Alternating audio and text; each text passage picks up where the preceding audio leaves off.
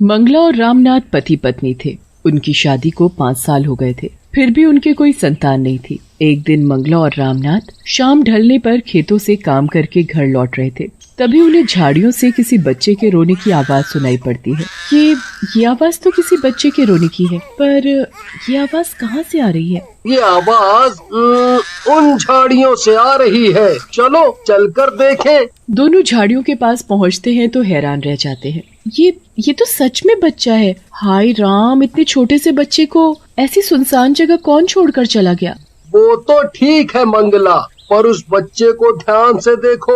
वो बच्चा दिखने में कुछ अजीब है। उसका रंग रूप हमारे जैसा नहीं है। वो दिखने में बहुत डरावना और नीले रंग का है। ऐसा रंग रूप होने की वजह से ही शायद इसकी माँ ने इसे यहाँ फेंक दिया होगा। बेचारा पता नहीं कब से यहाँ भूखा प्यासा पड़ा होगा। मंगला उस बच्चे को अपनी गोद में उठा लेती है।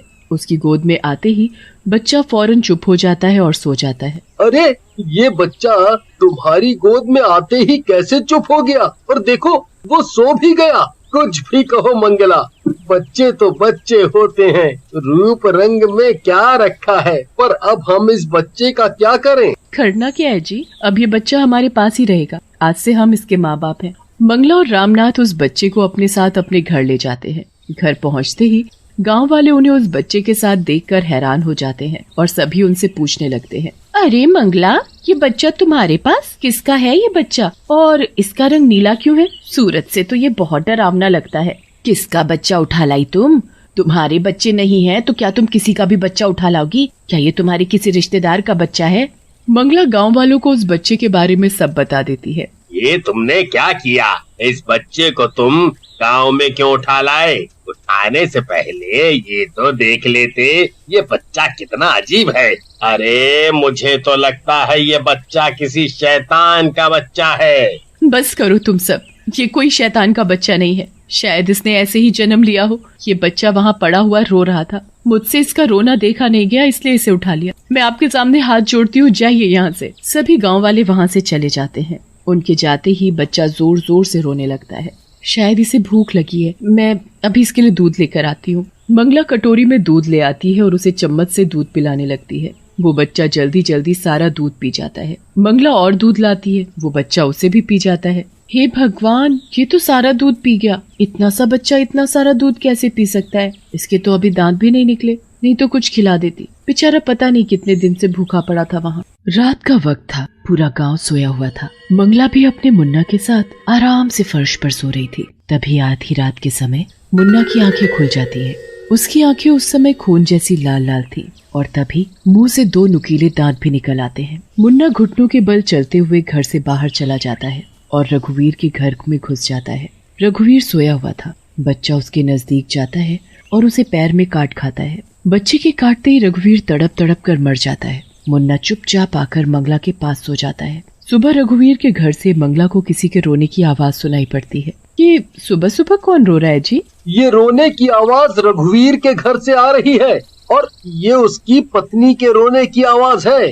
गांव वाले बता रहे थे कि कल रात रघुवीर को किसी ने मार दिया है। उसका पूरा शरीर नीला पड़ा है। हाय राम, बेचारी जमुना, छोटे छोटे बच्चे हैं बेचारी के। बिना पति के कैसे अकेले जीवन बिताएगी? अब वो हमारे पड़ोसी हैं, हमें भी वहाँ जाना चाहिए। अब मैं मुन्ना के पास रुकती हूँ, आप जाइए वहाँ। रामनाथ जमुना के घर पहुँचता है तो देखता है वहाँ रघुवीर नीचे पड़ा हुआ है और उसका पूरा शरीर नीला था। उसके मुंह से झाग भी निकल रहा था।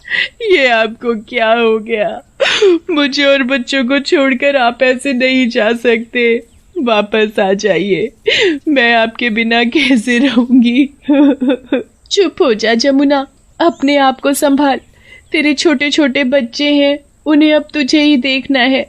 उनके लिए अब तू ही माँ है और तू ही बाप। अरे भाई, रघुवीर को देखकर तो ऐसा लगता है जैसे किसी सांप ने काटा हो उसे। पूरा शरीर नीला पड़ा है, ऊपर से उसके मुंह से झाग भी निकल रहे हैं। रघुवीर के शरीर पे कटे के निशान तो हैं, पर वो सांप के कटे के नहीं लगते।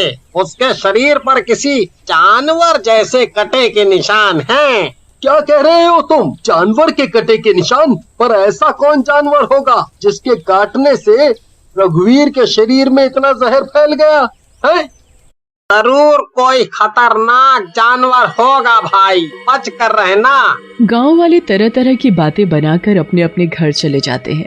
अगले दिन मंगला अपने मुन्ना को नदी पर नहलाने के लिए ले जाती है। देखो तो इस मंगला का बच्चा कितना बदसूरत है। ओ मंगला, अगर तू इसे ना भी नहलाए तो भी चलेगा, क्योंकि इसके नहाने से इसका रंग रूप नहीं बदल जाएगा। देखो तो इसका रंग कैसे गहरा नीला है। तुम मेरे बच्चे का मजाक बनाना छोड़ो। तुम्हें इस मासूम पर तरस नहीं आता क्या? अभी कितना छोटा है। खैर, तुम लोगों से तो बात करना ही बेकार है। मैं अभी अब मुन्ना को नहलाकर यहाँ से चली जाऊंगी। मंगला देखती है कि उसका मुन्ना उसके पास नहीं है। वो उसे इधर उधर ढूंढने लगती है। मुन्ना, मुन्ना कहाँ हो तुम? आखिर मुन्ना कहाँ जा सकता है? अभी तो वो मेरे ही पास था, इतनी जल्दी कहाँ गायब हो गया? मुन्ना, मुन्ना। रामकली नदी के पानी में खड़ी थी। मुन्ना उसके पीछे ही था। वो बहुत गुस्से में था, लाल लाल आंखें। तभी वो अपने नुकीले दांत निकालता है और रामकली के पैरों में गड़ा देता है। तभी रामकली जोर जोर से चिल्लाने लगती है। मर गई, मेरा पैर, किसने काटा मुझे?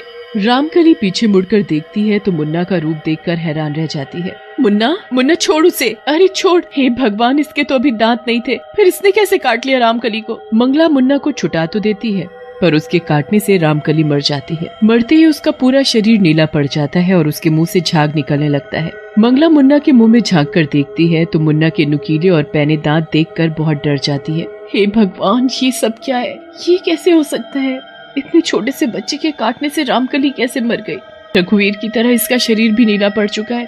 मुझे मुन्ना को लेकर यहाँ से जल्दी निकलना होगा। मंगला घबराई और डरती हुई मुन्ना को अपने साथ लेकर घर पहुँचती है। क्या हुआ मंगला? तुम इतनी घबराई हुई क्यों लग रही हो? क्या बात है?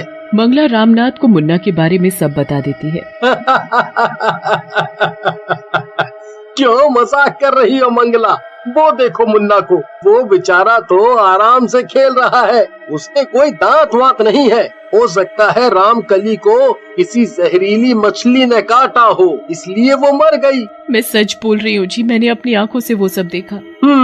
ये सच है तो मुन्ना सभी के लिए खतरा है, हमारे लिए भी। हमें अभी इसे जंगल में छोड़कर आना होगा। गांव वाले हमें इस गांव से निकाले, इससे पहले हमें मुन्ना को जंगल में छोड़कर आना होगा। हाँ। रामनाथ और मंगला बहुत डर जाते हैं और मुन्ना को अपनी गोद में उठाकर जंगल ले जाते हैं। जंगल में उस बच्चे को छोड़कर जैसे ही वो जाते हैं, मुन्ना उन्हें जाने नहीं देता। वो जोर जोर से रोने लगता है। मुन्ना, मुन्ना मुझे छोड़ दे, जाने दे, मैं तुम्हें अपने साथ नहीं ले जा सकती। तुम्हारे लिए मैं किसी भी गांव वाले को खतरे में नहीं डाल सकती। अगर तुम ऐसे ही लोगों को मारने लगे तो एक न एक दिन सभी को तुम्हारे बारे में पता चल ही जाएगा। तभी मुन्ना को बहुत गुस्सा आता है।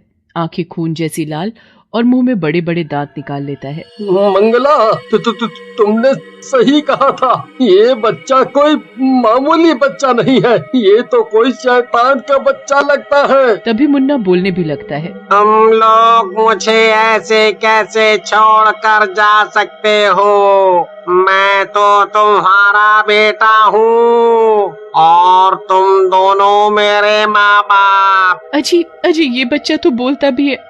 मुन्ना, हमें जाने दे। नहीं, तुम लोगों ने मुझे यहाँ छोड़कर अच्छा नहीं किया।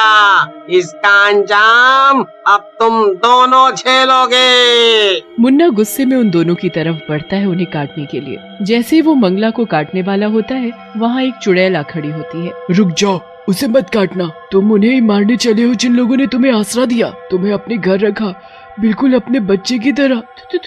तुम चुड़ैल, तुम्हें कैसे पता ये सब? क्योंकि ये मेरा बच्चा है, मेरी गलती की वजह से ये मुझसे बिछड़ गया। मैंने इसे हर जगह ढूंढा पर ये मुझे कहीं नहीं मिला। जब मैंने सुना कि गांव में किसी की मृत्यु हो गई है और वो मरने के बाद नीला पड़ गया है, तो मैं समझ गई कि मेरा मुन्ना वही गाँव में है। फिर मैंने मेरे मुन्ना को तुम्हारे घर देखा।